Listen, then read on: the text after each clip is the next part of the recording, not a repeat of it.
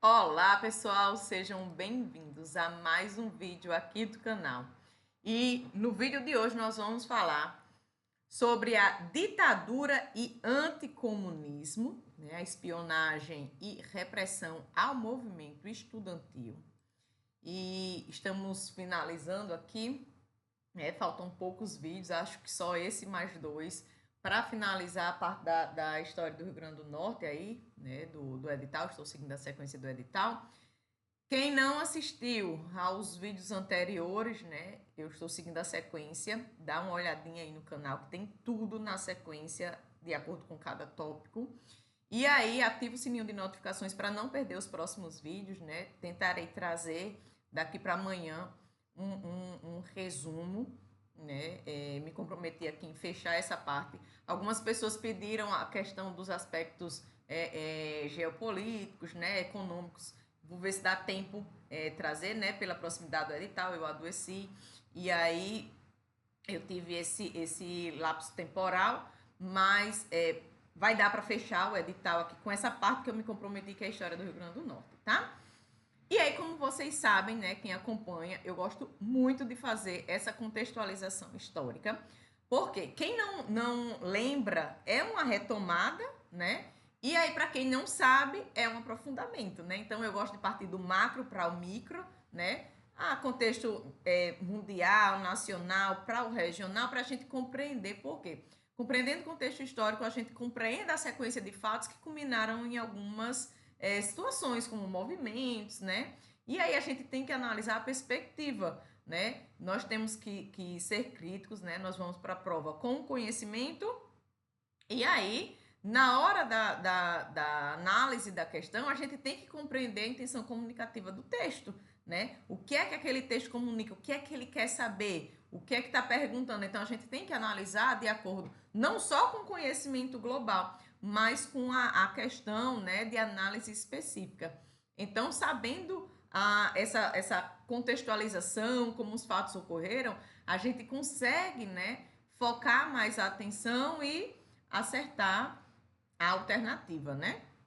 E aí, partindo aí desse contexto, né, do ponto do edital querer saber aí a ditadura, né, falar do anticomunismo, a espionagem e a repressão ao movimento estudantil, a gente precisa entender esse contexto da chamada ditadura militar no Brasil, né? Então, o contexto histórico remete aí ao período de 1964 a 1985, onde em 31 de março de 1964 houve o chamado golpe militar, apoiado por setores civis e empresariais, né, que destituiu aí o presidente João Goulart, dando início a um regime autoritário e militar. A justificativa do golpe é que, né, que a partir dos militares, né, é que era preciso combater a ameaça do comunismo e restaurar a ordem no país, né? Eles achavam que o país estava esculhambado. E aí precisava restaurar a ordem, tá? E aí a ditadura, né, esse período de ditadura, ele se caracterizou por supressão das liberdades civis, a censura à imprensa, né, perseguição política, prisões, torturas, desaparecimentos e assassinatos, tá? E aí a gente vai ver a perspectiva aqui do anticomunismo, né? Anti, esse prefixo anti, que é contrário, né? Ao comunismo, que era a ideologia central da ditadura, tá? Então, a gente viu aí o golpe militar em 1964, que foi fortemente respaldado por um discurso anticomunista, tá? Contrário ao comunismo. Então, isso não se limitava a um medo genuíno do comunismo, mas era uma estratégia política para criminalizar qualquer movimento que representasse avanço social, democratização ou crítica ao modelo econômico e social vigente, né, que é o que eles acreditavam. Então, desde os anos de 1950, havia no Brasil uma crescente pressão dos setores empresariais, militares, Igreja Católica, da classe média, contra as reformas da base que João Goulart propunha. Então, ele propunha as questões de reforma agrária, da reforma bancária, da reforma educacional, tá? E aí, sempre, desde 1950, tinha essa pressão dos setores, né? Da questão contra essas reformas propostas por João Goulart. Então, a ideia de que o Brasil estava à beira de uma república sindicalista, né, como aconteceu em Cuba, foi amplificada pela mídia, né, a grande mídia aí do Globo, Estadão, Folha, né, e pelos próprios Estados Unidos, lá no contexto da Guerra Fria.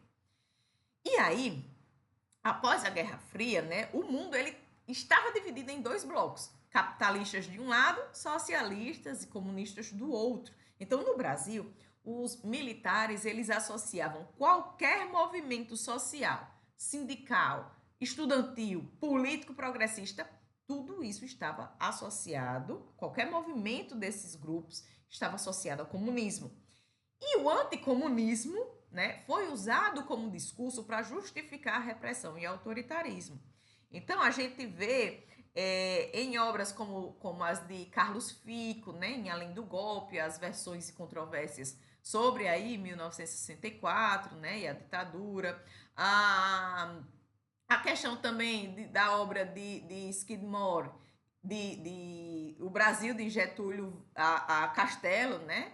Aí a gente vê todos esses pontos. E aí, falando em pontos, né, palavra-chave para esse momento, essa ideologia, é o anticomunismo, como pretexto central para controle social, criminalização dos movimentos populares e a manutenção dos interesses das elites econômicas, tá? Então, esse era o anticomunismo, é a palavra-chave para a ideologia central da ditadura, né? Então, vimos aí a base ideológica que sustentou o golpe, né?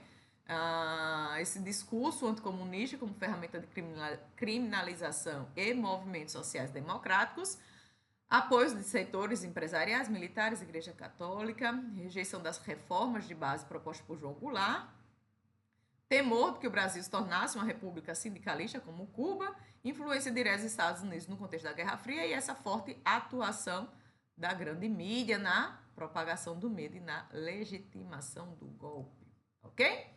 E aí nós vemos a questão da Doutrina de Segurança Nacional, DSN, que era inspirada nos Estados Unidos, principalmente na Escola das Américas, onde os militares brasileiros haviam sido treinados, tá? E aí, lá ensinava que o inimigo interno, comunista, movimento social, sindicato, estudante, os inimigos, eles precisavam ser combatidos, eles deveriam.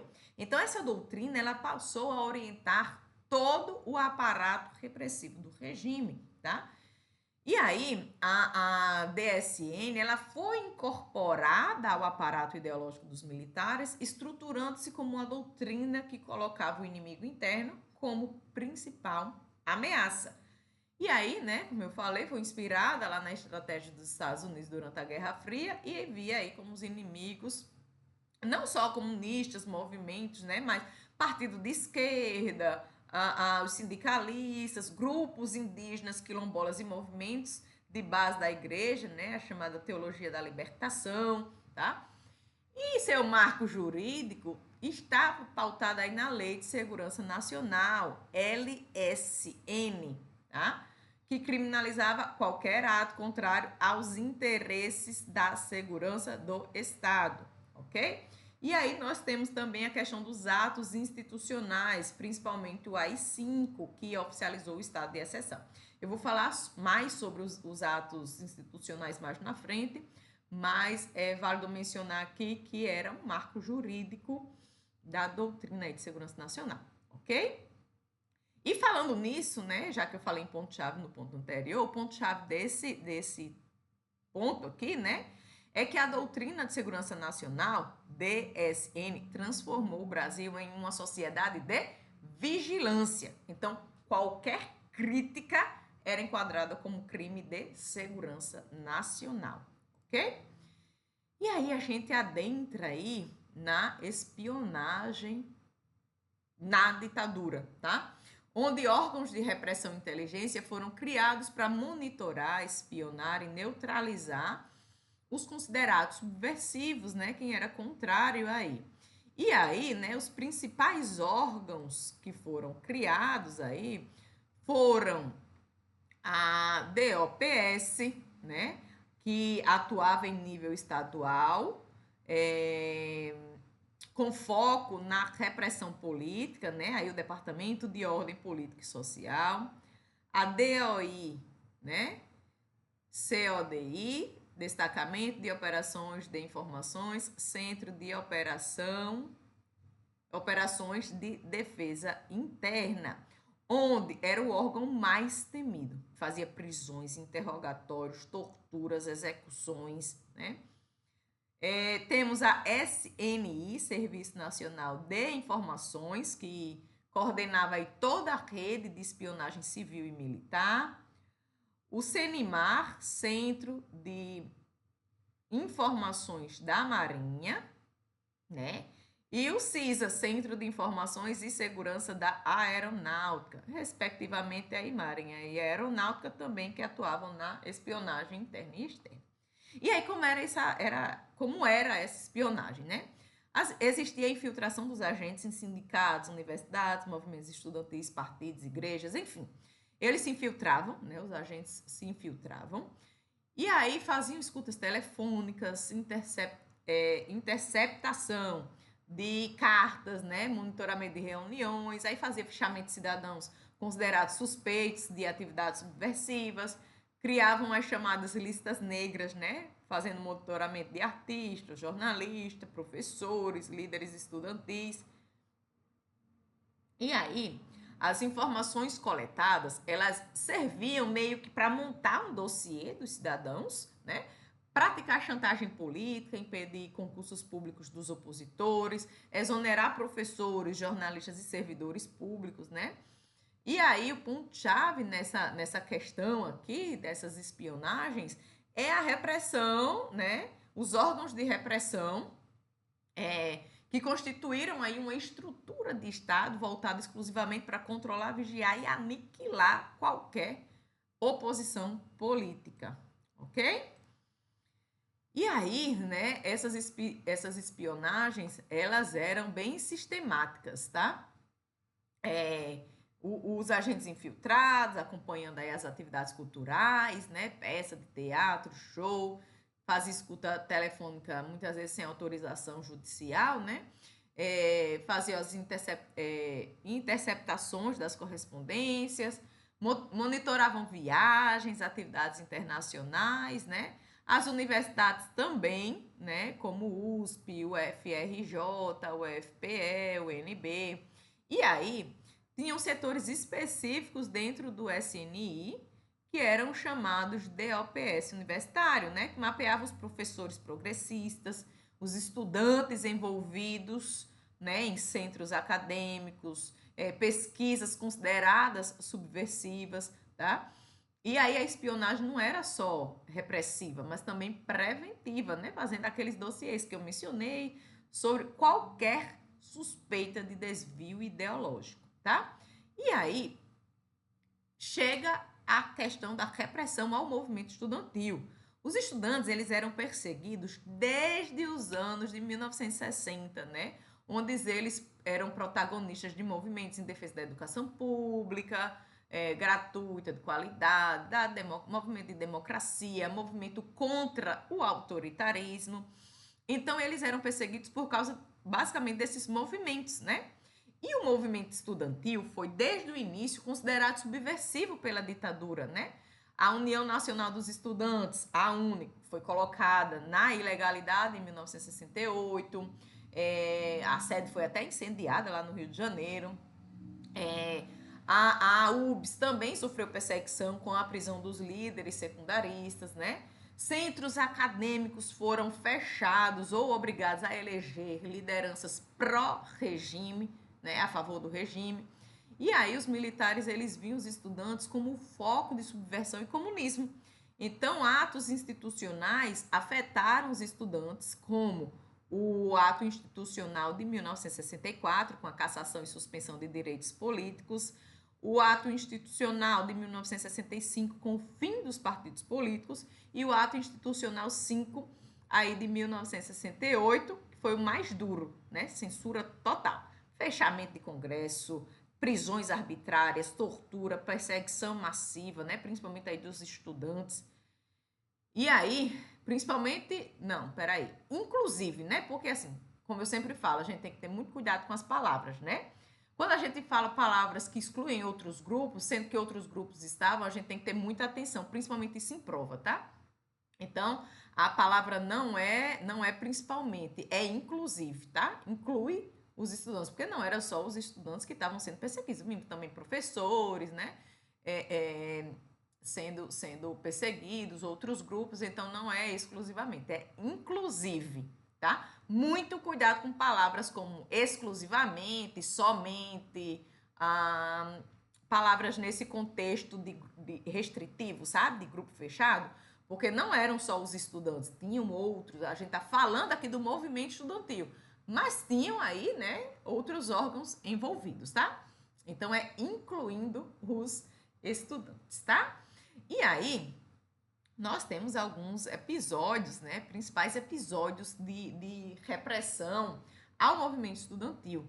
Né? Em 1968, teve o assassinato de Edson Luiz, no Rio de Janeiro, durante o protesto contra o preço da comida no restaurante Calabouço. Então, houve uma geração de onda de manifestação estudantil no país inteiro. Né? Teve a passeata dos 100 mil, em 1968, a maior manifestação civil contra a ditadura até então, que foi organizada aí por estudantes, artistas, intelectuais, trabalhadores. Inclusive aqui a gente vê ó, o grupo, né? Estudantes, artistas, intelectuais e trabalhadores, tá? Então, não eram só os estudantes envolvidos, eram esses grupos, né? A manifestação civil que era contra esse regime ditatorial, ok? E aí houveram invasões em universidades, como eu falei, né? Na USP, na UFRJ, UNB e outras também que sofreram perseguições e suas atividades proibidas, né? Questões de pesquisas foram proibidas também, né? Se fosse considerado subversivo, era proibido. E aí teve a criação da Lei de Segurança Nacional, LSN, que criminalizava manifestações políticas, ok? E aí, exemplos de repressões, nós temos a questão de prisões em massa após o assassinato aí de Edson Luiz, né, esse estudante lá do Rio de Janeiro que estava protestando contra o preço da comida no restaurante Calabouço. As invasões das universidades pela polícia e exército, né, essas que eu mencionei, e a tortura e desaparecimento de estudantes ativistas, né, como Alexandre Leme, né, Vanucci, em 1973, que era estudante de geologia lá da USP, tá? E aí, mesmo sob forte repressão, o movimento estudantil ele reapareceu na luta pela anistia, né, em 1979, e nas chamadas diretas já, em 1984, tá? E aí o ponto-chave aqui do movimento estudantil é que foi tratado como uma das maiores ameaças à ordem ditatorial, sofrendo vigilância constante e repressão violenta. E sobre isso nós vemos a questão das torturas, prisões e mortes, além da censura e silenciamento, tá? Os estudantes, eles eram presos arbitrariamente, né? As torturas eram físicas e psicológicas, eram submetidos a julgamentos militares e muitos ou foram mortos ou desapareceram.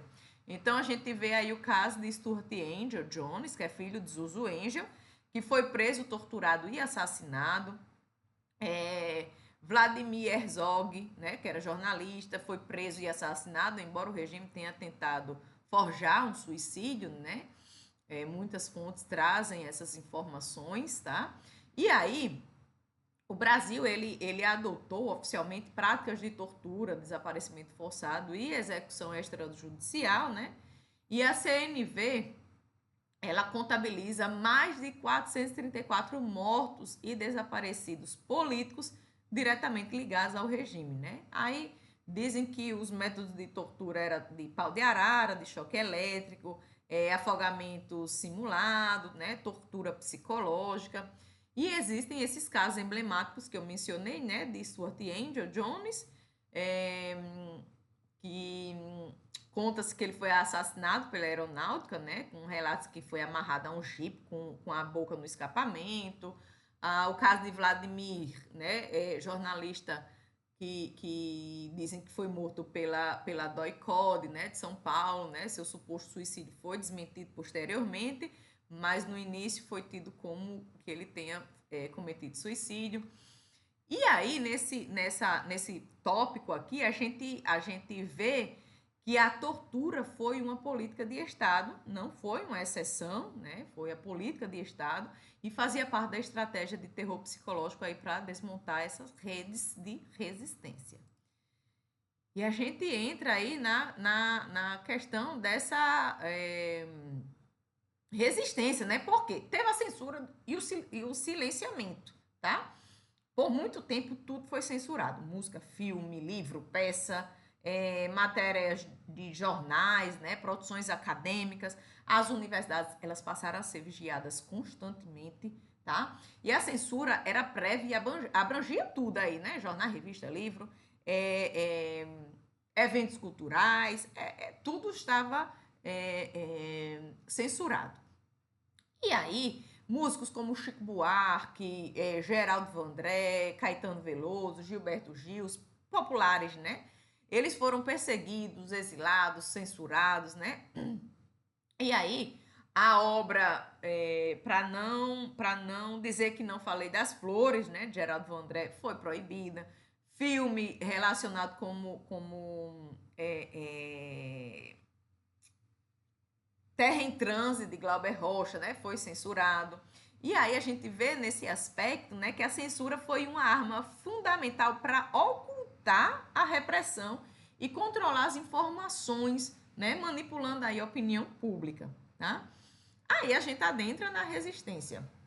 Aí, com relação à resistência, né, mesmo com a repressão, o movimento estudantil ele voltou a se reorganizar no final da década de 70, né, ali com a luta, como eu mencionei, a luta pela anistia, que foi fundamental para trazer de volta os exilados e libertar presos políticos, e aí também a mobilização estudantil com relação ao movimento das diretas já, né, 1983 a 1984, que pressionou pela volta das eleições diretas, né, por isso diretas já, as eleições diretas, tá?